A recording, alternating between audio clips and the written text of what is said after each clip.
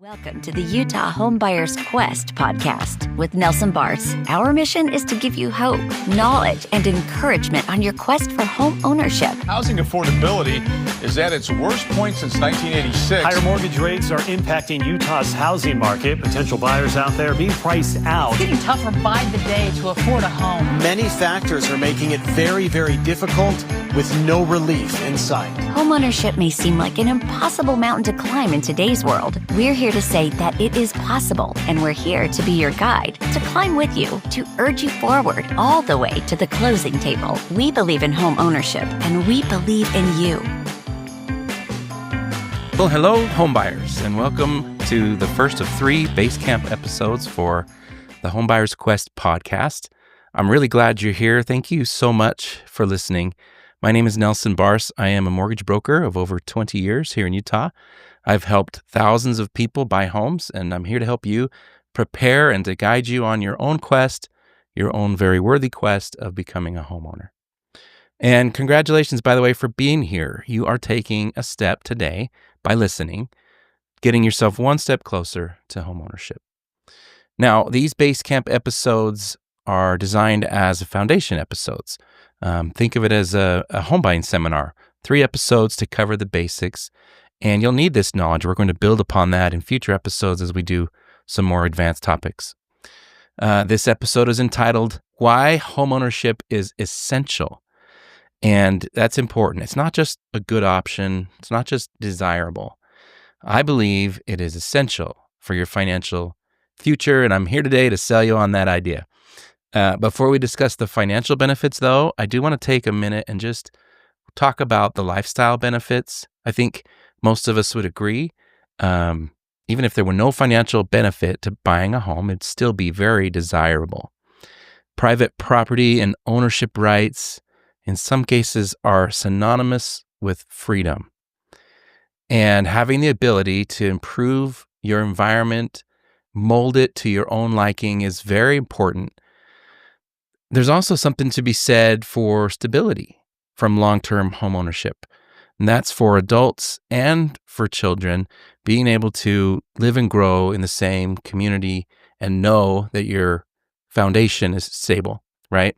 When you're renting, not only is moving a lot more common, but also the payment itself, the rent goes up often every year or two. You're going to see rent increase. Those kind of instabilities are not there. In fact, with homeownership, usually you can improve your payment over time if you refinance or pay down your debt, right? And then, of course, there's so many other lifestyle benefits. We could talk about the safety of having a private yard for your kids and for your pets.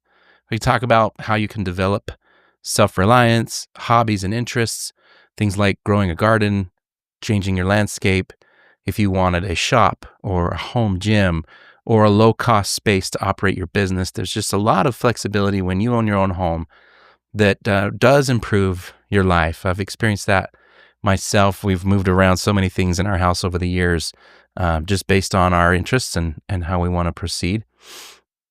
And these are things, honestly, that make up the American dream, right? However, not everyone finds homeownership to be the American dream. When I was researching for this episode, I found a study that I'm going to link here in the show notes from Harvard's Joint Center for Housing Studies. And they asked the question of whether or not homeownership contributed to emotional satisfaction, self-esteem, family stability. And they were careful to point out that there is often a correlation, but not always. And personally, I have worked with many clients who have found homeownership to be a burden. I wouldn't say many clients, I would say some. Like a trap, right? And they found themselves unable to care for the home, both financially and physically. And I worked with some who felt very lucky to just get out with their credit, with their dignity intact. My goal here is to make sure that you go into homeownership qualified and prepared for success. I don't want to overplay the risks involved with homeownership. I've had some clients really who are nervous to make that commitment, but I think homeownership carries similar risks to signing a lease agreement or renting an apartment. I mean, if you can't pay, you have to leave, right? And whether you have an eviction or foreclosure in your recent past, finding the next place to live is going to be difficult. one of the things I don't like about renting, though, is that it tends to keep you closer to that disaster scenario. Renting does nothing to help you build wealth or equity. It's nothing like owning a home, right? And if you own a home for 5 years and then you lose your job or you get injured, you can't work, you'll probably have enough equity to sell, maybe find a new living arrangement, have a little time, and walk away with even some cash, right? That's not usually the case if you're renting. And honestly, as a homeowner, even if you never have to actually use your equity to bail yourself out of a challenge, just knowing that you can does something for you psychologically. You can have less worry and you can spend more energy on positive things. And you can even risk more because you have that asset in your back pocket. So I want to see you take advantage of those lifestyle benefits. I truly believe homeownership can be a very rewarding experience. You have to be wise about it. You have to be careful where you buy and how you finance the home. To be honest, you've got to be honest about your skills and your personality. I mean, that's going to help you choose the right kind of home. If yard work isn't your thing, you may want to let your real estate agent know and maybe your family too. And that's one of the reasons why I think it's so important to work with a good team of professionals, especially your lender and your real estate agent. Choose someone who is going to be invested in your long-term success. And I would just tell you, those kinds of people don't usually work in a call center across the country or even at a local bank or branch where they're just there to clock in and serve the people in the lobby. Honestly, I think if you choose someone who relies on your happiness for their future referrals and their future business, you're going to get a much higher level of care and service. It's a different experience when you're working with someone who lives by referral, right? Choose someone who talks about being your agent for life or your lender for life. And as I said, who depends on your happiness for their livelihood, right?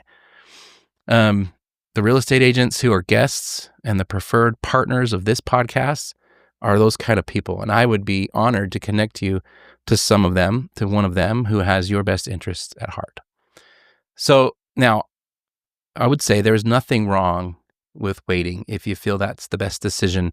And if you want to wait, I'm here to help you do that, right? I'm here. That's what this podcast is about. It's helping you when you're not ready to get ready and not just give up and walk away, but take the steps, right? I have just seen how homeownership has elevated my own life and my client's life, how it generates wealth, stability, and fosters your own growth, and I want to help you get there. Okay, so that's a good discussion of the lifestyle benefits. I feel like I'm probably preaching to the choir on that. Let's talk about the financial benefits. You probably already believe in the financial benefits, but I want to explain how essential it is for your financial future. What do you think is the best thing you can do to improve your likelihood of gaining wealth or net worth in your lifetime? Of course, spoiler alert, I'm going to tell you that it's home ownership, right? But to make this argument, I want to review a report from the Federal Reserve from their most recent survey of consumer finances. It's really interesting. They parsed out the data in an interesting way for us to think about it. They showed us the average net worth of individuals based on things like college education, business ownership, age, and even home ownership. For example, they showed that the average or the median net worth of a college graduate in America is $308,000. And for those with just a high school diploma, the average net worth is $74,000. So that's approximately 4 times the net worth for a college graduate compared to a high school educated person. So you could say that graduating college is likely to help you gain 4 times the amount of wealth. How about starting a business? This report is really interesting. So the average small business owner has a net worth of $308,000. For those that don't own a business, it's $59,000. So that's 3.25% times higher. And the gap is even bigger for those who own a business with more than 5 employees. That's 11.9 times more. That's pretty impressive, right? It makes you kind of want to start a business. How about just growing older? They showed the average net worth of someone at retirement age, which is 65 to 74 in America, is $266,000. That's about 3 times the net worth of the average 35 to 44-year-old. So is getting older the best way to improve your net worth? Owning a business, going to college, all of these things can contribute. And it seems like in most cases, it's 3 to 4 times the net worth. But where do you think the number is for home ownership? Do you think owning a home would make you 5 times more wealthy, maybe 10 times? They compared the average renter in America to the average homeowner, and they found that the average homeowner has a net worth of $255,000. And just so you know what that means, if you pay off everything you owe by selling all your assets and just put the money in the bank, the average homeowner has $255,000. The average net worth of a renter was $6,300. That's 40 times more net worth for homeowners compared to renters. That is the big differentiator. I knew before I saw this report that it was important to own a home. I could see how it was helping people's lives. But these stats make me say it is essential. In fact, all those other things, the people who went to college and had higher net worth, or who grew older and had a higher net worth, I would argue that they probably also owned a home that probably contributed even more to their net worth than any of the college degrees and those things. It's very interesting number, 40 times the net worth. And I want you to think about this for a minute. What is it like to live an adult life with a net worth of $6,000? It's very difficult. Things happen, stuff breaks down. I've seen this to be true. Most of the first-time buyers that come to me, they're lucky to have $6,000 in savings. But everything is different after a few years of home ownership. To back this up, there's another report here I'm going to show you from the U.S. Census Bureau. This is called The Wealth of Households, and this was released in 2023. So this one's a little more recent, and it includes some great years for the housing market, right? Not so great for those of you listening who don't own a home, right? Because the gap widened. It shows that homeowners have an average net worth of $397,000 compared to renters of $9,000. Guys, it's pretty clear the most reliable and effective way to build wealth is to be a homeowner. I'm not talking about Rockefeller wealth. I'm talking about the kind of wealth that allows normal people to have options throughout their life to survive tough times and to eventually retire. I mean, this report is 44 times the net worth. You go from $9,000 as a renter to almost $400,000 as a homeowner. So I just want to talk about how. How can this be, right? We're talking about 44 times the net worth just by owning a home. What is happening in real estate? Honestly, home prices, they're only going up like 5% per year, give or take. And that's not very exciting. How is it making people rich? If you'll give me 10 minutes here, I'm going to get a little bit nerdy and I can show you how. In my mind, there's 2 reasons real estate is such a good investment. First, predictable, steady growth. Housing is just not a volatile investment. Despite some of us who've lived through the last 20 years, we've seen a couple of scary times, but the long view, houses just basically appreciate 5%, even if you factor in the ups and downs. And the second reason is the availability of safe and cheap leverage. Leverage is a simple concept to understand in physics, right? You have a lever and a fulcrum, and the longer the lever makes it easier to lift the weight on the other end of the fulcrum. The lever actually magnifies or increases the upward force on the object. Well, this is a term that also explains how debt acts as a lever in a financial investment. I mean, let's face it. Nobody's very excited about getting 3 to 5% return on any investment. But the leverage that you'll use is going to amplify that return on your investment. So I'm going to start with a small dollar example to illustrate leverage. And then I'll walk you through a big dollar example of owning a home. Okay, so if you own a $1,000 certificate of deposit at the bank with the 5% yield, you're going to get $50 of interest after a year. You're not going to accomplish much with $50 of annual interest, even if it compounds, right? Unless you give it 200 years to grow. Now let's assume that you're able to borrow $900 from someone at an annual rate of 3%. And you'll use that plus your own 100 to purchase the same $1,000 CD. It's the same asset, it's the same interest rate. At the end of the year, the CD matures, you receive back the $1,000 plus $50 of interest, and you pay off the debt along with the interest. So 3% of $900 is $27 in interest that you owe. You pay that off, and what is left? You have $123, and you put in $100. So what is your rate of return? It's 23%. How much leverage did you use? You used 90% debt, 90% leverage to buy that investment. And that leverage magnified your rate of return from 5% to 23%. The dollar amounts are small here, but I think you can see the power. If you can consistently make 27% returns per year, you could be very rich, right? This concept of leverage is very common in stock market investment. A lot of stockbrokers will offer margin accounts to experienced investors where you can borrow money to amplify your investments, right? But that's very risky in a volatile market because here's the ugly side of leverage. Leverage can magnify your rate of return in a good market, but it can also magnify your losses in a bad market.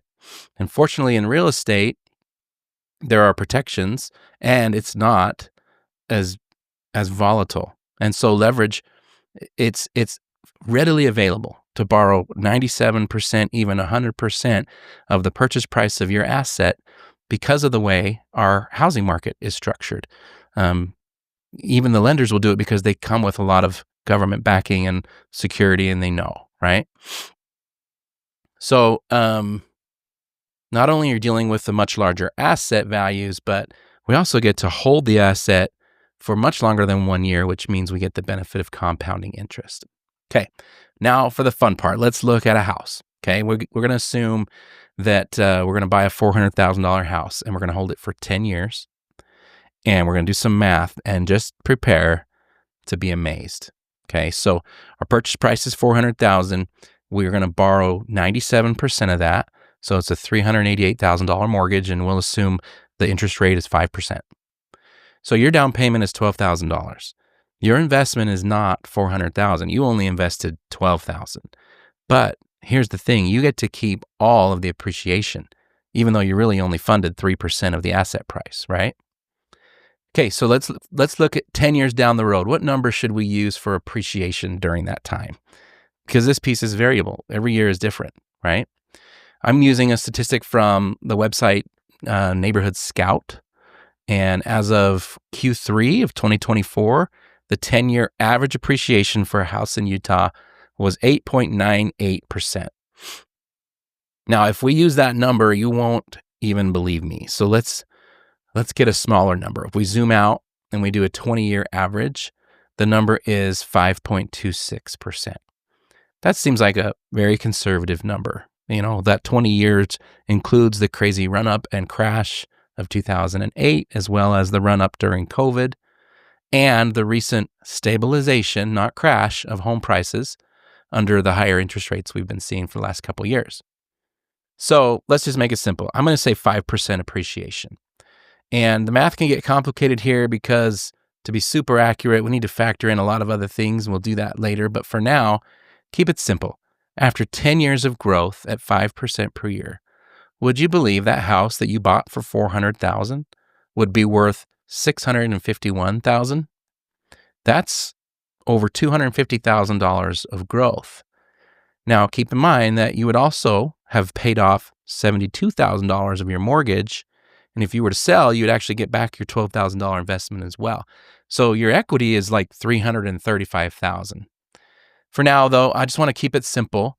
We're just going to compare the growth of the asset, $250,000, to your initial investment, $12,000. What kind of rate of return is that? It's going to sound crazy, so do the math yourself. Take $250,000 divided by $12,000, and the number you get is 20.96. That's not 20% return. That's not 200% return. That's 2,096% growth of your $12,000 over 10 years, or 175% annually. The asset only grew at 5% annually, but because you had 97% leverage and because of the compounding effect of a huge asset over 10 years, your actual rate of return was over 2,000%. This would be much different if the bank kept a portion of the growth, right? If they said, hey, we're an equity partner with you in this home, but they don't. They leave all of that for you. The only thing you pay the bank is a fixed rate of interest. All the asset growth is yours, even though you didn't even you only funded 3% of the purchase price. This is why real estate is such an important investment. It is the essential foundation for your financial future, and it is not out of reach. Now, I want to move on, but I just want to comment because I know I've presented this analysis many times in live settings, and there will be people who will say this analysis is too simplistic.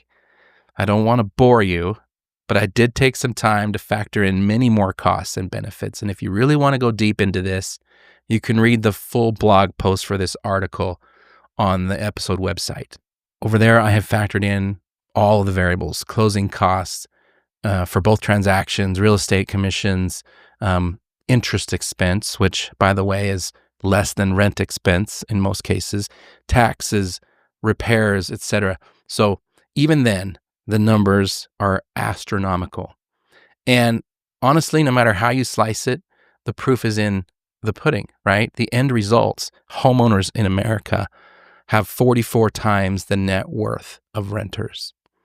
And it's just the power of leverage and compounding interest. And it's also like a forced savings situation that also improves your lifestyle at the same time.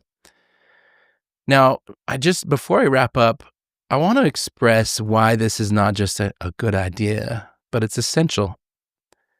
What happens if your net worth is $6,300 and you lose your job, or if your car breaks down and suddenly it's worth nothing but the scrap value? This is what I hate about this statistic. It's the 6,300. It's no fun to live that way. It's literally hell, right? You are constantly crashing and scratching and trying to get ahead, right? I want to share an analogy. If you were to ask a pilot, is it safer to fly high or low? What do you think the pilot would say? Flying close to the ground is extremely dangerous. There is no room for error. If there's a malfunction, you have no time to make a plan or correct the problem. And if you're living an adult life with responsibilities and a $6,000 net worth, that's what it's like. You're flying too close to the ground. Every pilot will tell you that the air between them and the ground is very valuable. And in this analogy, that is your home equity. I have worked with so many clients to help them take advantage of their home equity to solve really big problems. We've refinanced people to consolidate huge smothering debts and fix the budget, reset their budget, right? Often that's what happens when you move up to your next home. You're going to take a portion of that equity and you're going to reset your budget and you're going to pay off some of the debts and the hard times of the past and sometimes move into a nicer home with a lower monthly nut to crack every month, right? I've seen clients use part of their equity to start a successful business, to further increase the return on that initial small investment, like a $12,000 down payment. I've seen clients take money out to remodel, finish a basement, add space, change the living situation, and improve the standard of living. I've had clients who could never have retired if it weren't for the equity in their home. And sadly, I have sat with some clients who are desperate to retire, but they don't have any assets and will always have a housing payment, or they'll be dependent on family. So I believe owning a home is the single financial decision that is most likely to raise your standard of living. It happens immediately. As soon as you move in, your lifestyle is better. And it also happens over time as your net worth grows. It's so important not to fly too low to the ground. It's so important to be a homeowner. I believe in home ownership. I love what I do. This is why I started this podcast. A lot of people are postponing home ownership, and that's fine. But it won't happen if you don't put your mind to it. Too many are counting themselves out without making the kind of effort that this quest deserves. It is a quest. It feels like climbing Mount Everest sometimes, and it's a journey. Right now, more than any time in my adult life, it is difficult. But it's worth it, and I'm here to walk with you to teach you how to succeed. And I hope you'll keep listening. I hope you'll keep climbing and planning towards this all-important goal. I hope you'll reach out. Let me help you one-to-one. Let me be your guide.